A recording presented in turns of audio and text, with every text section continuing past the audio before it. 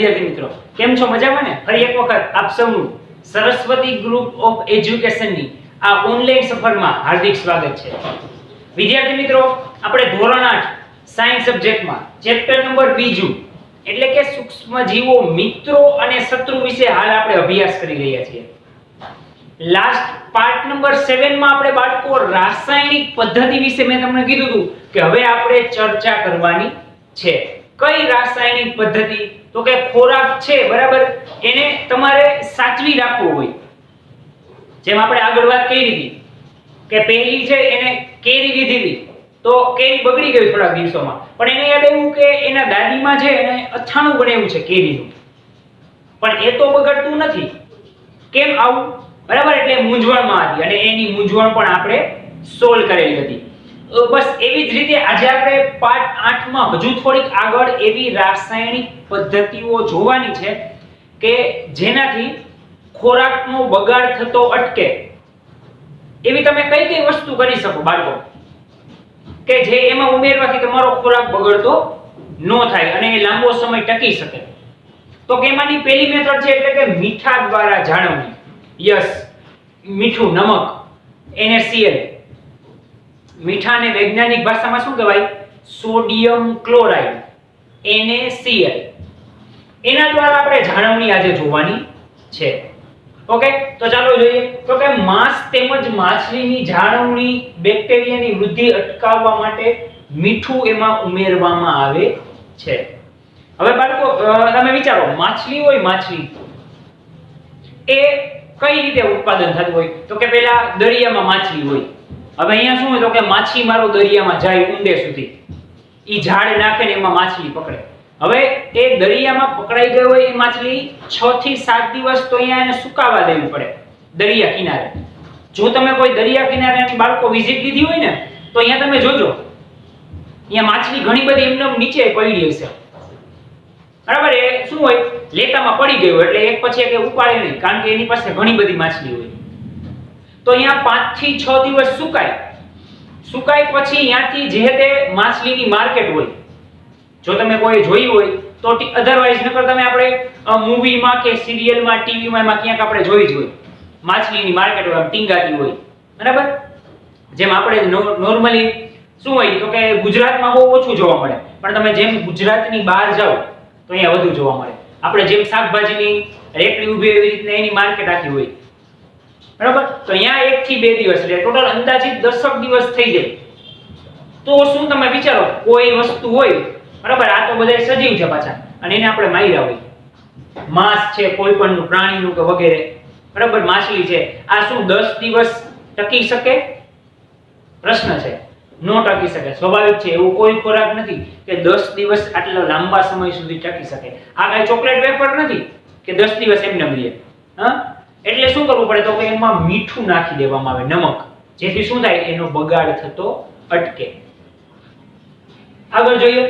માંસ તથા માછલીઓને સૂકા મીઠાથી ઢાંકી દેવામાં આવે છે. ભીનું મીઠું નહીં, કેવું મીઠું? સૂકું નમક. આપણે દરિયામાંથી ડાયરેક્ટ નમક કાઢી કેવું હોય, ભીનું હોય, પણ એને તડકે સુકાવી દીધું એટલે કેવું સાવ નમક થઈ જાય ને, ફોરું, સૂકું. બસ એ ઢાંકીને એની માથે નમક પાથરી દે અને પછી એને ઢાંકી દે એટલે મીઠું જલ્દી માંસ તથા માછલીને બગડવા દેશે નહીં. સમજાણું? એટલા માટે મીઠું છે એનાથી ઢાંકવામાં આવે છે. કેમ મીઠું છે? હળદર કેમ નહીં? મરચું કેમ નહીં? ખાંડ કેમ નહીં? ઈ કોઈ વસ્તુઓનો ઉપયોગ થતો નથી. ફક્ત કઈ વસ્તુનો ઉપયોગ થાય છે? નમક, એટલે કે મીઠા દ્વારા. આપણું ટાઇટલ પણ ઈ જ છે, જો, મીઠા દ્વારા જાળવણી. ડન? કેરી, આમળા, આંબલીની જાળવણી, આ બધાની જાળવણી પણ મીઠા દ્વારા જ કરવામાં આવે છે. યાદ કરો આપણો પહેલીના દાદીવાળી મૂંઝવણ, કે એને મૂંઝવણ થતી હતી, કેરી બધી બગડી ગઈ 2-3 દિવસમાં જ, પરંતુ અથાણું તો ઘણા લાંબા સમયથી છે, છતાંય કેમ બગડતું નથી? કારણ કે એ પહેલી છે એના દાદીએ અથાણામાં મીઠું નાખેલું હતું, ખટાશ નાખેલી હતી, એટલા માટે. તો અહીંયા પણ એમ જ છે. આ બધાયના અથાણા તમે કહો, કેરીના અથાણા કરે, આમળાના, આંબલીના, આ બધાયની લાંબા સમય સુધી જાળવણી કરવા માટે એમાં મીઠું ઉમેરી દેવામાં આવે છે, જેથી એમાં કઈ બગડવામાં કોઈ પ્રશ્ન થતો નથી. ડન. આ મીઠા દ્વારા જાળવણી થઈ. 3 પોઈન્ટ આવે સાવ સિમ્પલ. શું? તો કે માંસ તથા માછલીની જાળવણી માટે શું કરવામાં આવે? તો કે એને સૂકા મીઠાથી ઢાંકી દેવામાં આવે છે. તથા કેરી, આંબલી અને આમળા આને પણ મીઠું નાખીને એને લાંબો સમય સુધી તમે ટકાવી શકો છો. આ સાવ ક્લિયર. 2 માર્કમાં પૂછાય બાળકો, તો 3 પોઈન્ટ તમને આવી જવા જોઈએ. હજી આપણે આગળ વધીએ રાસાયણિક પદ્ધતિમાં, તો કે છે શર્કરાની મદદથી જાળવણી. એમાં શું આવે? તો કે જામ, જેલી તથા ફળોના રસની જાળવણી શર્કરા વડે કરવામાં આવે છે. હવે આ બધી સ્વીટ વસ્તુ છે. સ્વીટ એટલે મીઠી. તમે જાણો છો જામ, જેલી, ફળોના રસ એટલે કે એક પ્રકારના જ્યુસના ટાઈપ. આ બધી વસ્તુ કેવી હોય? મીઠી હોય, સ્વીટ ટાઈપ હોય. એને અને ધ્યાન રાખવું, મીઠી વસ્તુને બગડવા જલ્દીથી વાર લાગે નહીં. કડવી વસ્તુ હોય બગડતા વાર લાગે, પરંતુ મીઠી વસ્તુ હોય ને એ ઝડપથી બગડી જાય. અને એની આજુબાજુ તમે જો બેક્ટેરિયા પણ ઝડપથી આવી જાય. ક્યાંક તમારા ઘરમાં પણ તમે આ અનુભવ જોયો છે કે ક્યાંક ચાનું ટીપું અથવા ખાંડનો એક દાણો રહી ગયો છે અથવા ગોળ થોડોક રહી ગયો છે, તો ડાયરેક્ટ ક્યાંક કીડીઓ આવી જશે. કારણ કેમ કે એને મીઠાશ બહુ ભાવે. જેમ આપણને ભાવે ને, આપણને એમ કે એક ગ્લાસ જ્યુસનો છે મસ્ત અને એક ગ્લાસ લીમડાના રસનો છે, આપણે કયો સિલેક્ટ કરશી? સ્વાભાવિક છે મોટા ભાગે આપણે શું કરશી? જે જ્યુસનો રસ છે મીઠો ગ્લાસ એ જ સિલેક્ટ કરશી.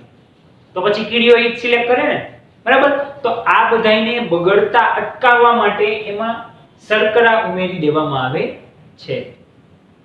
આગળ જોઈએ, આનાથી શું થાય? તો કે ભેજનું પ્રમાણ ઘટાડી દે અને બેક્ટેરિયાની વૃદ્ધિ અટકાવી દે. હવે ભેજ એટલે વિનાશ. સ્વાભાવિક છે કોઈ વસ્તુ બગડેલી નથી. હવે એમાં તમે પાણી નાખશો એટલે પછી શું થશે? તો કે ભેજ વધશે. પાણી આવવાથી ભેજનું પ્રમાણ વધશે, બરાબર? તો આવા ભેજનું પ્રમાણ ઈ શું કરે? આ શર્કરા નાખો એટલે ઘટાડી દે. ભેજ હોય ને તોય કાઢી નાખે.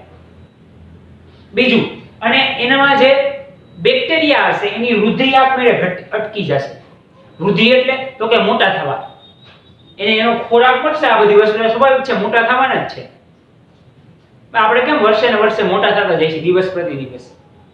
એક ધારું આપણને દેખાતું નથી, બરાબર? પણ અમુક વર્ષો પછી ખબર પડી જ જાય. તમને તમારા રિલેટિવ ઘણા વર્ષો પછી જોતા છે એક પ્રશ્ન તો કે છે, લે કેવડો મોટો થઈ ગયો, બરાબર? તો આમાં એવું જ હોય, એને એનો ખોરાક મળે એની વૃદ્ધિ થવાની જ છે, પરંતુ એમાં જો શર્કરા આવી જશે તો આ બેક્ટેરિયાની વૃદ્ધિ અટકી જશે અને એનાથી આપણો ખોરાક છે એ પણ બગડતો અટકી જશે. સમજાણું? એટલા માટે આ શર્કરા છે એમાં ઉમેરવામાં આવે છે. પહેલો પોઈન્ટ કયો હતો? તો કે જામ, જેલી તથા ફળોના રસ એમાં શર્કરા ઉમેરવામાં આવે છે. હવે આ શર્કરા તમે ઉમેરશો તો શું થશે? તો કે ભેજનું પ્રમાણ ઘટશે અને બેક્ટેરિયાની વૃદ્ધિ અટકી જશે, જે આપણા માટે ફાયદાકારક છે. ડન. તો આવી રીતના પણ તમે બાળકો તમારા ખોરાકને સાચવી શકો છો. પહેલું શું છે? તો કે મીઠા દ્વારા જાળવણી. બીજી તો કે શર્કરાની મદદથી જાળવણી. આ 2 રાસાયણિક પદ્ધતિ આપણે જોઈ. હજુ બાળકો આપણે આગળ જોઈએ ત્રીજી પદ્ધતિ, તો કે તેલ તેમજ વિનેગારની મદદથી. એને વિનેગાર પણ કહી શકો, વિનેગર પણ કહી શકો, બરાબર? આ બધા કેવા છે નુસ્ખા છે? તો કે ડેઈલી જીવનમાં આપણે યુઝ કરી જ શકીએ.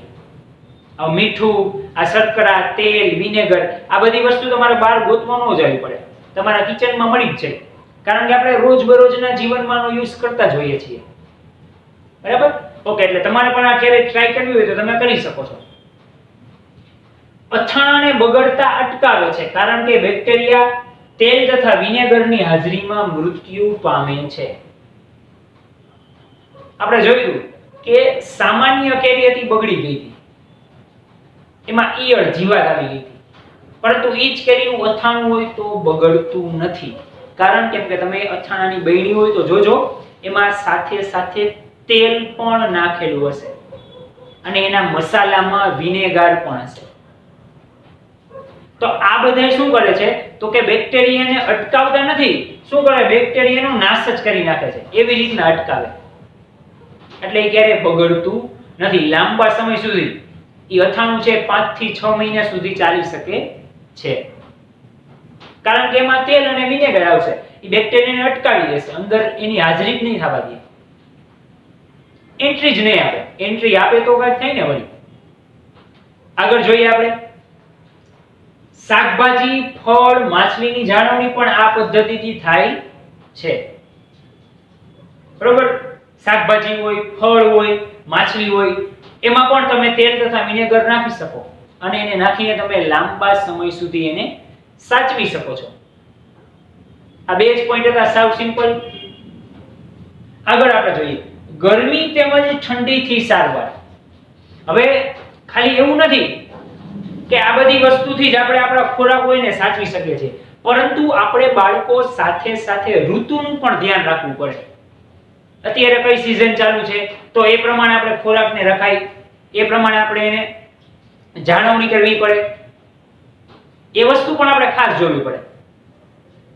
તો ગરમીની ઋતુ હોય, ઠંડીની હોય, ત્યારે શું કરવાનું એમાં આપણે હવે જોઈએ. તો કે તમે તમારા મમ્મીને દૂધ ગરમ કરતા જોયા હશે. તે શા માટે દૂધ ગરમ કરે છે?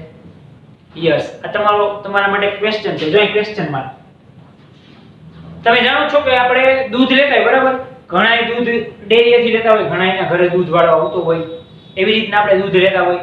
તો આપણા મમ્મી જે હોય છે દૂધ લઈને પછી દૂધ ગરમ કરે છે ગેસ ઉપર. શું કામ ગરમ કરતા હશે? પછી પાછું ઠંડુ પાડીને જ આપણને પીવડાવે. ઓલા ભાઈએ ઠંડુ જ આપ્યું હોય, દૂધવાળા ભાઈ, પણ મમ્મી દૂધ ગરમ કરે અને એ ગરમ કરેલું દૂધ ઠંડુ પાડીને પછી પાછું આપણને આપે. તો ડાયરેક્ટ ઠંડુ જ આપી દો ને, વચ્ચે શું કામ ગરમ કરો છો? એવું નથી કરતા. કારણ વિચારો તો એવું કેમ થતું હશે?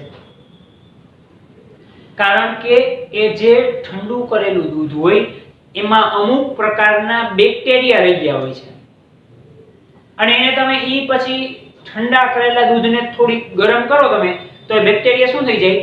નાશ પામે અને તળી આવી જાય. પછી દૂધને તમે ગાળી લ્યો ગળણીની મદદથી તો શું થશે? એ બેક્ટેરિયા ગળણીમાં જ રહી જાય. પછી તમારી પાસે જે દૂધ આવશે ગળાઈને એ ચોખ્ખું હશે, એમાં બેક્ટેરિયા હશે નહીં. એટલા માટે આપણા મમ્મી જે દૂધ છે એ ગરમ કરીને ગાળીને આપણને પાછું આપતા હોય છે, ડાયરેક્ટ બોલું દૂધ આપણને આપતા નથી. આ બેક્ટેરિયા હોય શું થઈ જાય? નાશ પામે ગરમ કરેલો હોય એમાંથી. આપણે જો ઘણી વખત બીમાર પડ્યા હોય ત્યારે ડોક્ટર સલાહ આપે કે ઉકાળેલું પાણી પીવું, અથવા એમને પણ રોજિંદા જીવનમાં પણ બાળકો તમે ઉકાળેલું પાણી પીવો ને, બરાબર, ડેઈલી લાઈફમાં, એટલે ઘણા બધા એવા રોગ છે કે જે તમારા શરીરમાં પ્રવેશે જ નહીં. પાણી એટલું અસરકારક છે આપણા શરીર માટે, એમાં ખાસ ઉકાળેલું પાણી તો બહુ જ ડન. એટલા માટે એને દૂધને ગરમ કરવામાં આવે છે, બેક્ટેરિયાનો નાશ થાય. આગળ જોઈએ આપણે બાળકો, પેસ્ચ્યુરાઇઝ્ડ દૂધ. ઓહ, તો પાછો એક નવો પ્રશ્ન આવ્યો. આવો વર્ડ તો પહેલી વાર સાંભળ્યો, પેસ્ચ્યુરાઇઝ્ડ દૂધ. ઓકે, તો એ સાંભળો તો કાંઈ વાંધો નહીં, એનો મીનિંગ હમણાં આપણે જોઈ લેશું. અત્યારે ખાલી નામ યાદ રાખો, પેસ્ચ્યુરાઇઝ્ડ દૂધ. ને ઉકાળ્યા વગર વપરાય છે કારણ કે તે સૂક્ષ્મજીવો રહિત હોય છે. હવે આવું જે પેસ્ચ્યુરાઇઝ્ડ દૂધ હોય ને એને તમે ઉકાળવું ન પડે, એને એમને તમે યુઝ કરી શકો કારણ કે એમાં બેક્ટેરિયા હોતા નથી. પરંતુ જે અહીંયા વાત થતી હતી મમ્મી વાળા દૂધની, તો એમાં શું થતું? એને ઉકાળવું પડે કારણ કે એમાં બેક્ટેરિયા રહેલા હોય છે. ઓકે, હવે આ સૂક્ષ્મજીવો દૂધને આપણે શું કરવું પડે? તો કે યાદ રાખજો, એને 70°C તાપમાને 15 થી 30 સેકન્ડ સુધી, એટલે અંદાજે અડધી મિનિટ, એટલે ડાયરેક્ટ ઉભરો આવી જાય દૂધમાં. તમે જો આ વસ્તુ તો આપણે જોઈ જશે, બરાબર. તો ઉભરો આવે ત્યારે આપણે ગેસ બંધ કરી દેતા હોય છે ને દૂધને ગેસથી દૂર કરી દેતા હોય છે. તો આવા દૂધને 70°C તાપમાને, આ વસ્તુ ખાસ બાળકો યાદ રાખજો, એક માર્કમાં તમને પૂછાય કેટલા? તો કે 70°C તાપમાને 15 થી 30 સેકન્ડ માટે ગરમ કરીને ઠંડુ પાડી દે છે. જો આ પેસ્ચ્યુરાઇઝ્ડ દૂધની વાત થાય છે. પેસ્ચ્યુરાઇઝ્ડ દૂધ એટલે શું? તો કે પહેલા ઠંડુ દૂધ હતું, એને તમે 70°C તાપમાને 15 થી 30 સેકન્ડ માટે ગરમ કર્યું. ઈ ગરમ કરીને પછી એને તરત જ ઠંડુ મૂકી દેવાનું. ઈ જે દૂધ છે એને પેસ્ચ્યુરાઇઝ્ડ દૂધ કહે છે. જો આ રહ્યું, ગરમ કરીને તેને તરત જ ઠંડુ પાડી દેવામાં આવે છે. આમ કરવાથી સૂક્ષ્મજીવોની વૃદ્ધિ અટકી જાય છે અને બેક્ટેરિયા નાશ પામે છે. તો કે આ વસ્તુની શોધ સૌપ્રથમ કોણે કરી હતી? તો કે લુઈ પાસ્ચર. નામના વૈજ્ઞાનિકે આ વસ્તુની શોધ કરી હતી અને એના નામની પાછળ તમે જો પાછળ આવે છે એને કારણે આ પદ્ધતિને પેસ્ચ્યુરાઇઝેશન કહે છે. સમજાણું? એની યાદમાં આને પેસ્ચ્યુરાઇઝેશન કહે છે. આખી પદ્ધતિ હતી. એ દૂધને કયું દૂધ કહેવાય? પેસ્ચ્યુરાઇઝ્ડ દૂધ. અને એ પદ્ધતિને શું કહેવાય? પેસ્ચ્યુરાઇઝેશન. બરાબર? આ ટોપિક છે ખાસ આઈએમપી બાળકો 2 માર્કમાં પૂછાય, 1 માર્કમાં આવી રીતના પણ તમને આ જે ડેટા છે રેડ માર્કરથી લખેલો એ પણ ખાસ પૂછાઈ શકે. એટલે આ તો ખાસ યાદ રાખજો જ. ડન? અને આ પણ વૈજ્ઞાનિકનું નામ પણ પૂછાય. પેસ્ચ્યુરાઇઝેશન છે એની શોધ કયા વૈજ્ઞાનિકે કરેલી હતી? કોણે કરેલી હતી? તો કે લૂઈ પાસ્વર નામના વૈજ્ઞાનિકે આ પદ્ધતિની શોધ કરેલી હતી. ઓકે, આ ચારે ચાર પદ્ધતિ ડન. પહેલી પદ્ધતિ કઈ? મીઠા દ્વારા જાળવણી. બીજી પદ્ધતિ તો કે શર્કરાની મદદથી જાળવણી. ત્રીજી તેલ તથા વિનેગર. અને ચોથી પદ્ધતિ ગરમી તેમજ ઠંડીથી સારવાર માટે. સાવ ઈઝી પદ્ધતિ છે. આ તમે ખાલી એકવાર વાંચો બાળકો તોય તમને આવડી જાય. બરાબર? પરંતુ આવા આંકડા છે ખાસ યાદ રાખજો. તાપમાન વધી ઘટી ન જાય, સમય છે વધી ઘટી ન જાય. ઓકે, તો આ ચારે ચાર પોઈન્ટ એક વખત તમારી બુકમાં નોટ ડાઉન કરી લો બાળકો. હવે આપણે જોઈએ બાળકો નાઇટ્રોજન વિશે આપણે માહિતી મેળવવાની છે. એટલે કે નાઇટ્રોજન ચક્ર, નાઇટ્રોજન સાયકલ, જેમ આપણે કેમ જળ ચક્ર એટલે કે વોટર સાયકલ વિશે માહિતી મેળવતા હોય છે કે પાણી પહેલા દરિયાની સપાટીમાં હોય એટલે કે પૃથ્વી ઉપર, પછી સૂર્યનો પ્રકાશ આવે, ઈ પાણીનું બાષ્પીભવન થાય, એના વાદળો બંધાય અને ઈ વાદળો વરસાદ સ્વરૂપે પાછા નીચે આવે. ઇન શોર્ટ થયું શું? નીચેનું પાણી હતું ઉપર ગયું, ઉપરથી પાછું નીચે. સાયકલ ચાલુ હોય એને આપણે વોટર સાયકલ એટલે કે જળ ચક્ર કહીએ છીએ. એવી જ રીતના આપણે આજે નાઇટ્રોજન સ્થાપન અને નાઇટ્રોજન ચક્ર વિશે માહિતી મેળવવાની છે. ઓકે, તો ચાલો સ્ટાર્ટ કરીએ. નાઇટ્રોજનનું સ્થાપન તો કે તમે 7મા ધોરણમાં યાદ કરો બાળકો, રાઇઝોબિયમ બેક્ટેરિયા વિશે માહિતી મેળવી ગયા. હવે આ રાઇઝોબિયમ બેક્ટેરિયા છે શું? તો કે આ સિમ્બી કુળની જે વનસ્પતિ હોય ને એટલે કે વાલ, વટાણા, અહીંયા રહેતા હોય એની મૂળ ગંડિકાઓમાં. બરાબર? મૂળ ગંડિકાઓ એટલે શું? તમને એ પણ એક પ્રશ્ન થશે. તો કે આપણે જોઈ લઈએ. આ એક વૃક્ષ છે, બરાબર? ચાલો હવે એના આવી રીતના મૂળ હશે. એમાં પણ સાઈડમાં બાળકો તમે જો આવી રીતના પાતળા પાતળા મૂળ હશે. ઈ જે છે એને મૂળ ગંડિકા કહેવાય. શું કહેવાય? મૂળ ગંડિકા. અહીંયા લખી દઉં છું, મૂળ ગંડિકા. બરાબર? આમાં ઈ વસવાટ કરતા હોય આ રાઇઝોબિયમ બેક્ટેરિયા. આમાં એનું ઘર હોય. હવે ઈ શું કરે? તો કે વાતાવરણમાંથી નાઇટ્રોજન લઈ લે અને એના ઘરે આવી જાય એટલે અહીંયા અને અહીંયા રિલીઝ કરે. એટલે શું કરે? તો કે વનસ્પતિ રહી ઈ મૂળ દ્વારા આખી વનસ્પતિમાં નાઇટ્રોજનનું સ્થાપન કરશે. વનસ્પતિ ડાયરેક્ટ ન લઈ શકે હવામાંથી. ઈ ડાયરેક્ટ વાતાવરણમાંથી નાઇટ્રોજન લઈ શકે નહીં. તો કઈ રીતના લે?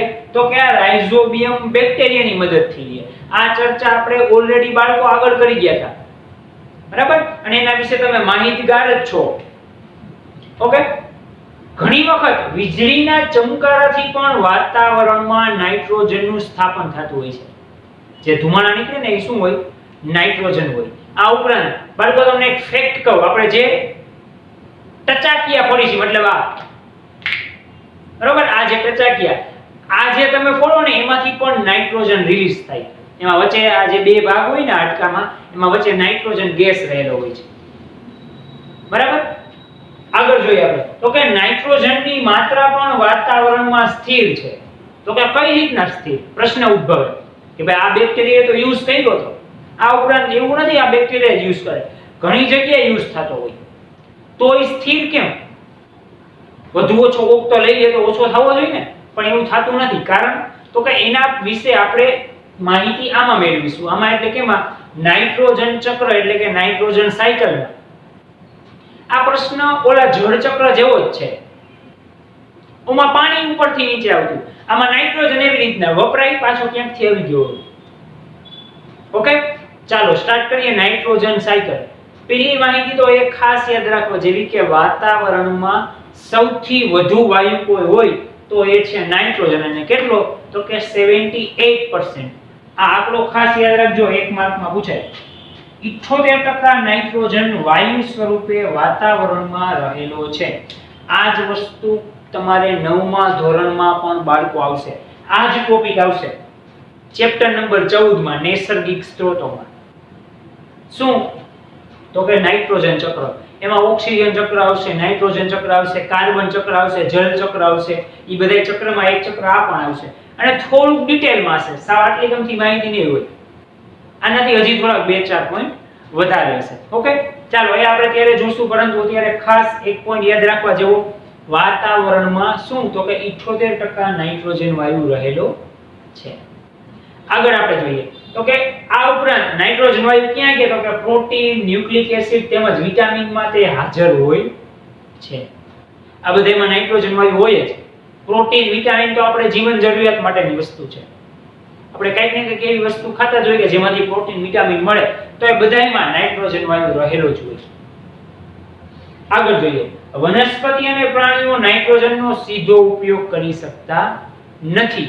જેમ મેં તમને વાત કરી, વનસ્પતિ છે એ નાઇટ્રોજનનો સીધો ઉપયોગ ન કરે. કઈ રીતના? તો કે રાઇઝોબિયમ બેક્ટેરિયાની મદદથી ઉપયોગ કરતા હોય. બેક્ટેરિયા તેમજ લીલ નાઇટ્રોજનનું સ્થાપન કરે છે, જેમ મેં તમને વાત કરી છે. બરાબર? આ બહારની વનસ્પતિ માટે છે. પાણીની અંદરની વનસ્પતિ હોય અહીંયા, તો કે અહીંયા રાઇઝોબિયમ બેક્ટેરિયા નો હોય, અહીંયા એનું કામ લીલ કરી નાખતી હોય. સમજાણું? ઈ લીલ શું કરે? અહીંયા એનું સ્થાપન કરી નાખતી હોય. આગળ આપણે જોઈએ, વનસ્પતિ તેનો ઉપયોગ ભૂમિમાં શોષાયેલા નાઇટ્રોજનનો ઉપયોગ પ્રોટીન તેમજ અન્ય સંયોજનોના સંશ્લેષણ માટે કરે છે. વનસ્પતિને શું કામ નાઇટ્રોજન જોઈએ? જેમ આપણે પ્રોટીન જોઈએ, વિટામિન જોઈએ, ખોરાક જોઈએ, કારણ શક્તિ મેળવવા, ઊર્જા મેળવવા. તો વનસ્પતિને શું કામ નાઇટ્રોજન જોઈએ? તો કે એનો ઉપયોગ શું કરે? પ્રોટીન તેમજ અન્ય સંયોજનોના સંશ્લેષણ કરવા માટે ઈ નાઇટ્રોજનનો ઉપયોગ કરે છે. ડન? આગળ જોઈએ, વનસ્પતિ તેમજ પ્રાણીઓના મૃત્યુ બાદ ભૂમિમાં હાજર બેક્ટેરિયા નાઇટ્રોજનનું સ્થાપન કેટલાક વિશિષ્ટ બેક્ટેરિયા નાઇટ્રોજન સંયોજનોને નાઇટ્રોજન વાયુમાં રૂપાંતરિત કરે છે. હવે શું થાય? તો કે આ પોઈન્ટ તમને સાવ સિમ્પલ રીતે સમજાવું. ઘણી વખત પ્રાણીઓના મૃત્યુ થઈ ગયા હોય, વનસ્પતિના મૃત્યુ થઈ ગયા હોય, તમને એ પ્રશ્ન વિચાર આવે, વનસ્પતિના મૃત્યુ કઈ રીતે થાય? તો કે સિમ્પલ, એને તમે કાપી નાખો, તેનું મૃત્યુ થઈ ગયું ને. પછી કાપેલી વનસ્પતિને તમે પાણી પાવો, સૂર્યપ્રકાશ આપો, કાંઈ ફેર પડવાનું નથી, સુકાઈ જ જશે. તો આમ એનું મૃત્યુ થતું હોય. તો કે હવે તમે જો જે કોઈ પણ પ્રાણી મરી ગયું હોય ને, આપણે તો ઠીક છે, શહેર હોય એટલે આરએમસી વાળાને તમે હેલ્પલાઈનને કોલ કરો એટલે એ સાફ કરી જાય. પરંતુ ગામડામાં, હાઈવે ઉપર, અહીંયા કોઈ આવતું ન હોય, તો અહીંયા પણ અમુક દિવસો પછી એ પ્રાણી હોય ને એ એમને ગાયબ થઈ ગયું હોય. બેક્ટેરિયા હોય ને, સૂક્ષ્મ જીવો કે જે તમે નરી આંખે ન જોઈ શકો, એ એને ખાઈ ગયા હોય. બરાબર? અને ઈ એનું પાછું નાઇટ્રોજનમાં રૂપાંતરણ કરી નાખે. એટલે એટલું નાઇટ્રોજન વધ્યું વાતાવરણમાં. અહીંયા ઉપયોગમાં વધે આવ્યો હતો. આ વનસ્પતિએ લીધો હતો. પાછો એવો આવી રીતના શું હોય? નાઇટ્રોજન વાયુમાં અમુક સંયોજનો હોય ને રૂપાંતરિત કરી નાખે. ઉપયોગમાં લીધો તો પાછો આવી ગયો ઉપયોગમાં. આમ વાતાવરણમાં નાઇટ્રોજન ચાલ્યો જાય છે અને પાછો તેની માત્રા જળવાઈ રહે છે. અહીંયા બધે આપણે ઉપયોગમાં લીધો તો. વનસ્પતિએ મૂળ ગંડિકામાંથી રાઇઝોબિયમ બેક્ટેરિયાએ લીધો તો. બરાબર? પછી તો કે વિટામિનમાં, પ્રોટીનમાં, એમાં બધામાં ઉપયોગ લીધો તો. તેનું પ્રમાણ ઘટવું જોઈએ ને. પણ આવી રીતના પાછળનું પ્રમાણ નાઇટ્રોજન વનસ્પતિનું પ્રમાણ વનસ્પતિના મૃતદેહોથી, પ્રાણીના મૃતદેહોથી વાતાવરણમાં આવી જતું હોય છે. એ બેક્ટેરિયા હોય ને પાછા નાઇટ્રોજન રિલીઝ કરી નાખે, એટલે પાછું આવી ગયું વાતાવરણમાં. આવી રીતના નાઇટ્રોજન સાયકલ કન્ટિન્યુ ચાલુ રહેતી હોય છે. ઓકે બાળકો, તો આ બે પોઈન્ટ છે, બરોબર? આ ભાગ અને આ ભાગ બંને તમારી બુકમાં એક વખત નોટ ડાઉન કરી લ્યો.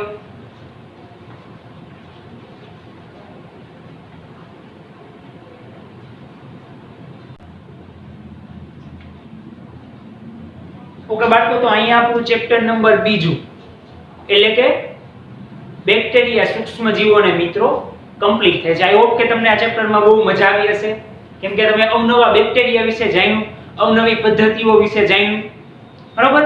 તો આ હોમવર્કમાં પણ તમારે 2 વખત કરવાનું છે. હવે આપણે નવા લેક્ચરમાં નવા ચેપ્ટર સાથે મળીશું. ધન્યવાદ.